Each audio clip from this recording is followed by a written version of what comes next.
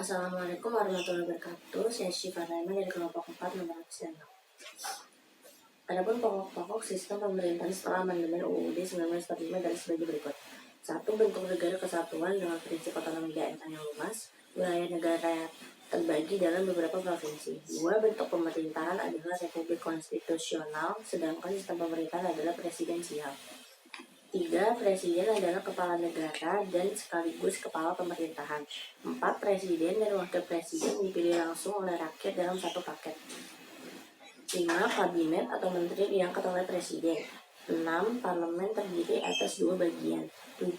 Kekuasaan yudikatif dijalankan oleh MA dan badan peradilan di bawahnya serta MK. 8. Pengambilan unsur dari sistem pemerintahan parlementer. 9. Presiden perlu pertimbangan DPR untuk dapat mengangkat pejabat. 10. Presiden perlu pertimbangan DPR untuk dalam mengeluarkan kebijakan. 11. Parlemen diberi kekuasaan lebih besar untuk membentuk UU dan hak budget. 12. Ada perubahan dalam sistem pemerintahan Indonesia. Hubungan Presiden dan DPR. Menurut KBBI, kewenangan adalah kekuasaan membuat keputusan pemerintah dan melimpahkan tanggung jawab kepada orang lain. Kewenangan adalah apa yang disebut kekuasaan formal. Kekuasaan yang diberi oleh undang-undang yaitu eksekutif dan legislatif. Kewenangan itu sendiri adalah kekuasaan untuk melakukan suatu tindakan hukum publik. Hubungan kewenangan dalam hal ini antara Presiden dengan DPR dalam rangka pembentukan sebuah undang-undang. Jadi hal mendasar antara hubungan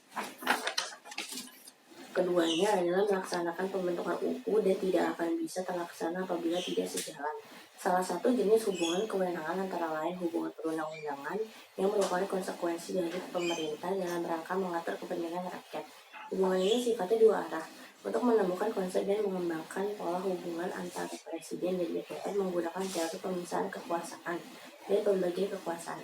Penggunaan teori ini berdasarkan pemahaman bahwa keberadaan Presiden sebagai badan atau menjalankan fungsi eksekutif dan DPR sebagai badan yang menjalankan fungsi legislatif merupakan perwujudan atau berakar dari pemisahan dan pembagian kekuasaan. Karena penyelenggaraan pemerintahan itu artinya mengandalkan pemisahan dan pembagian kekuasaan.